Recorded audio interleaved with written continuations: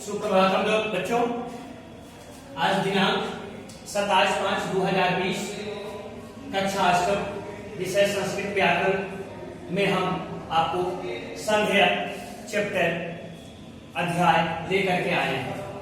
इसलिए आप लोग ध्यान से संधि चैप्टर को समझेंगे जो आपके पाठ्य पुस्तक में दिया हुआ है। संधि संधि शब्द का अर्थ होता है जोड़। संधि शब्द का अर्थ क्या होता है? जोड़। कैसे? तो संधि किसे कहते हैं हम ये समझेंगे।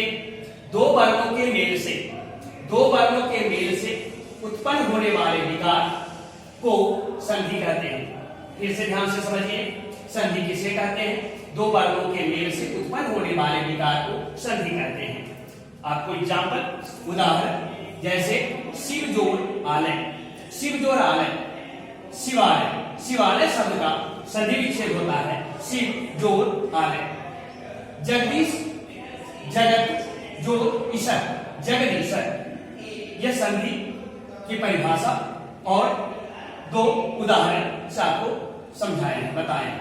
इसको ध्यानपूर्वक लिख लेंगे और याद भी करेंगे। दूसरा आता है संयोग।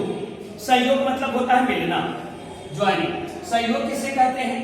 जब बिना किसी परिवर्तन या विकार के शब्द आपस में मिल जाते हैं तो वह संयोग कहलाता है। जैसे रामम जोड़ अपि, क्या शब्द बनेगा? रामम अपि, राम अपि। फिर से समझ लीजिए, संयोग किसे कहते हैं? जब बिना किसी परिवर्तन या विकार के शब्द आपस में मिल जाते हैं तो वह संयोग कहलाता है। जैसे रामम जोड़ अपि, पढ़ेंगे राम अपि। संधि कितने प्रकार के होते हैं? संधि मुख्यतः 3 प्रकार के होते हैं। संधि मुख्यतः कितने प्रकार के होते हैं? संधि मुख्यतः 3 प्रकार के होते हैं। पहला स्वर संधि, दूसरा व्यंजन संधि, तीसरा विसर्ग संधि। स्वर संधि किसे कहते हैं? स्वर जब दो स्वर अत्यंत समीप होने के कारण, जब दो स्वर अत्यंत समीप होने के कारण कोई विकार उत्पन्न करते हैं तो वह स्वर संधि कहलाती है। जैसे गण जोड़ ईश, गणेश। चौ जोड़ अपि बराबर चापी। ये स्वर संधि के उदाहरण हैं। आपकी पाठ्य पुस्तक में ऐसे अनेकों बहुत से उदाहरण हैं। आप यह जो हम पढ़ा रहे हैं उसको देखेंगे, इसके बाद बुक को देखेंगे, फिर आपको समझ में निश्चित रूप से आ जाएगा। तीसरा व्यंजन संधि किसे कहते हैं? स्वर संधि के बाद व्यंजन संधि। व्यंजन संधि किसे कहते हैं? किसी व्यंजन वर्ण का स्वर या व्यंजन के साथ मेल होने पर उत्पन्न होने वाले विकार को विसर्ग संधि कहते हैं। जैसे वाग जोड़ इश, वागीश। पिछले सप्ताह कक्षाओं में आप लोग इन सब चैप्टर से, अध्याय से, इन सब शब्दों से और अच्छी तरह वाकिफ होंगे, मालूम होगी, पढ़े हैं, ध्यान में भी होगा। और अभी जो पढ़ रहे हैं लगभग उसकी पुनरावृत्ति हो रही है और साथ ही साथ कुछ नए जो चैप्टर में ऐड हुआ है, जोड़ा गया है, विस्तृत किया गया है, बढ़ाया गया है। जैसे जैसे क्लास आपका बढ़ा है उस तरह से कुछ विस्तृत जानकारी के लिए कुछ नई चीजें देखने को मिल रही होगी और मिलेगी भी, तो इसको देखेंगे, समझेंगे, सीखेंगे। जैसे वाग जोड़ ईश, वागीश। दूसरा उदाहरण तस्मिन जोड़ अपि, तस्मिन जोड़ अपि, तस्मिन्नपि। इसी तरह यद जोड़ अपि, यद्यपि। चौ जोड़ तत् जोड़ चौ, तंच।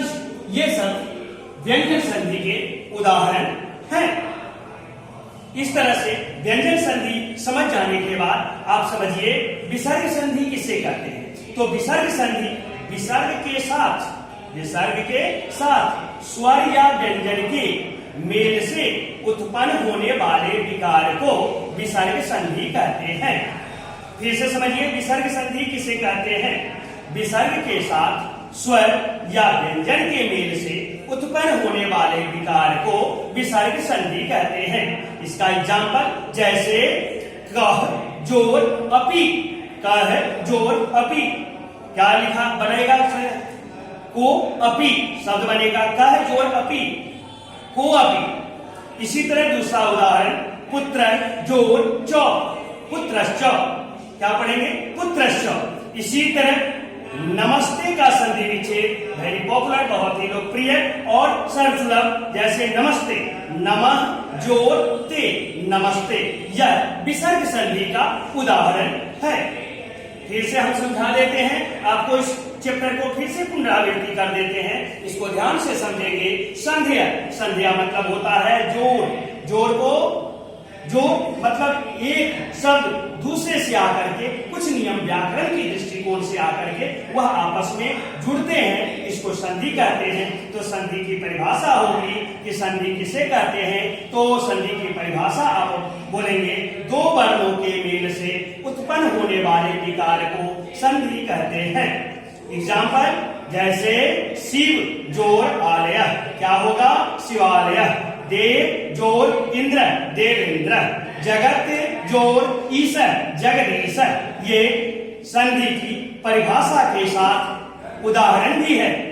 दूसरा संयोग, संयोग में बताए हैं जब बिना किसी परिवर्तन के, जब बिना किसी परिवर्तन या विकार के, विकार मतलब कोई दिक्कत, जब बिना किसी परिवर्तन या किसी विकार, किसी प्रॉब्लम के बिना आपस में शब्द क्या हो जाते हैं? मिल जाते हैं, तो वो संयोग कहलाते हैं। अर्थात मेल से कोई विकार होने पर, अर्थात मेल से कोई विकार होने पर, यानी मेल से मतलब क्या? मतलब एक शब्द दूसरे से जुड़ने पर, यहाँ पर मेल यह सब सेंस में आएगा कि मेल से कोई विकार होने पर वह संधि होगा, किंतु विकार न होगा तो वह संयोग कहलाएगा। विकार होगा तो संधि होगा। फिर से ध्यान देकर के, मेल से कोई विकार होने पर वह संधि कहलाएगा, मेल से अगर कोई विकार उत्पन्न नहीं होता है तो वह संयोग कहलाएगा। जैसे संयोग का उदाहरण, जैसे रामम जोर अपि, राम मपि। चार, बालान जोर अपि, बालान अपि, बालानपि, शब्द बनेगा बालानपि। इसी तरह अब हम संधि के प्रकार को फिर से पुनरावृत्ति कर देते हैं। संधि मुख्यतः तीन प्रकार के होते हैं। संधि मुख्यतः तीन प्रकार के होते हैं। पहला स्वर संधि, दूसरा व्यंजन संधि, तीसरा विसर्ग संधि। अब यहां से प्रश्न उठाइए, ध्यान दीजिए। तो स्वर संधि किसे कहते हैं? जैसा मैं आपको पिछली 7th क्लास में 7th वर्ग में पढ़ाया हूं, अगर आप इस वीडियो को देखेंगे और क्लास में करेंगे तो आपको समझ में आएगी कि हूबहू हम ठाकुर सर के पास बैठ करके संस्कृत पढ़ रहे हैं, संस्कृत पर मन लगेगा। इसलिए अब स्वर बताए हैं कि संधि कितने प्रकार के होते हैं। तो संधि तीन प्रकार के होते हैं। पहला स्वर संधि, दूसरा व्यंजन संधि, तीसरा विसर्ग संधि। स्वर संधि किसे कहते हैं? जब दो स्वर अत्यंत समीप होने के कारण कोई विकार उत्पन्न करते हैं तो वह स्वर संधि कहलाती है। जैसे इसका एग्जाम्पल हम दे रहे हैं, गण जोर ईश बराबर गणेश। गणेश बहुत ही लोकप्रिय शब्द है, पॉपुलर शब्द है गणेश। तो गण जोर ईश बराबर क्या बनेगा? गणेश। इस तरह से गणेश का संधि विच्छेद अगर आपको करना पड़े तो क्या बोलेंगे? गण जोर ईश बराबर गणेश। अगर चापी का संधि विच्छेद कोई पूछेंगे तो हम पूछेंगे तो क्या बोलेंगे आप? चौ जोर अपी, चापी। स्वर संधि के बारे में समझ गए। अब हम दूसरा जो संधि के प्रकार है, पहला स्वर संधि समझा दिए, बता दिए, एग्जाम्पल भी बता दिए हैं। अब हम दूसरा प्रश्न उठाते हैं, व्यंजन संधि किसे कहते हैं? व्यंजन संधि किसी व्यंजन वर्ण का, ध्यान से, किसी व्यंजन वर्ण का स्वर या व्यंजन के साथ मेल होने पर उत्पन्न होने वाले विकार या परिवर्तन को व्यंजन संधि कहते हैं। फिर से समझ लीजिए, किसी व्यंजन वर्ण का स्वर या व्यंजन के साथ मेल होने पर मेल होने पर उत्पन्न होने वाले विकार या परिवर्तन को व्यंजन संधि कहते हैं। यह विकार हमेशा व्यंजन के रूप में ही होता है। व्यंजन संधि के उदाहरण जैसे वागीश शब्द है वाकरवा गौदरी का तलाबेश वागीश, वागीश का संधि विच्छेद होगा वाक, वाकरवा कोहलंत वाक जोर दृढ़ी तलाबेश वाक जोर ईश बराबर क्या बनेगा बागीश। इसी तरह दूसरा उदाहरण हम आपको बता रहे हैं तस्मीन जोर अपी तस्मीन नपी, क्या पढ़ेंगे तस्मीन नपी, तस्मीन कैसे लिखेंगे तो सोमो संयुक्त हर्षिकार नौ हलंत, तस्मीन जोर का चिन्ह देकर के अपी और पौहर्षी का, इस तरह से तस्मीन नपी शब्द बनेगा। तीसरा उदाहरण यद्यपि, यद्यपि का संधि विच्छेद होगा यद् जोर अपि बराबर क्या बनेगा यद्यपि। इसी तरह तो तंच, तो चौचा संयुक्त तंच शब्द है तो उसका संधि विच्छेद बनाने के लिए अगर हम आपको कहेंगे तो तत् में कैसे लिखेंगे तो हलन जोर चौ, क्या बनेगा शब्द तच तो चौचौ संयुक्त। अब हम संधि के प्रकार का तीसरा विसर्ग संधि पर चर्चा करेंगे।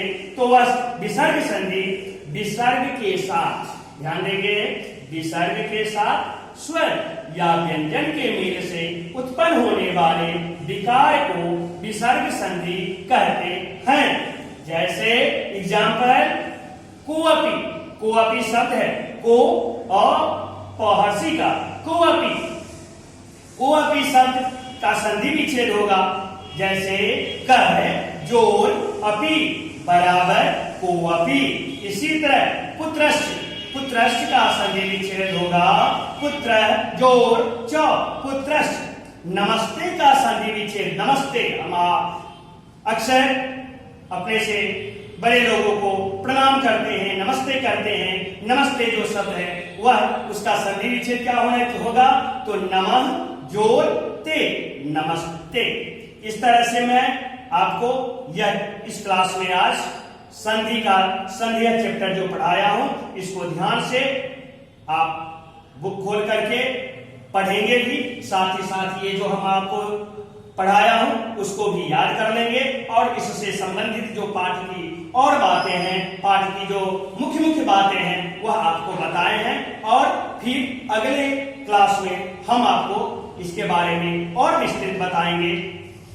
इसलिए आप भी घर पर बैठ करके यह विकट परिस्थिति में विषम समय में सावधानी से सजग होकर के सुरक्षित होकर के आप लोग घर पर ही बैठ करके कुछ समय अदर सब्जेक्ट उसी में कुछ समय निकाल करके संस्कृत हिंदी और अदर सब्जेक्ट अन्य विषयों की तैयारी लगातार सतत चलते रहना चाहिए। कुछ हमेशा कछुए की भांति ही चलेंगे, ठीक है, लेकिन चलते रहेंगे तो निश्चित रूप से भगवान फिर अच्छे दिन लाएंगे, हम लोग सभी आपस में मिलेंगे और फिर से हमारी दिनचर्या सुचारू रूप से व्यवस्थित रूप से वर्ग संचालित होगा। धन्यवाद।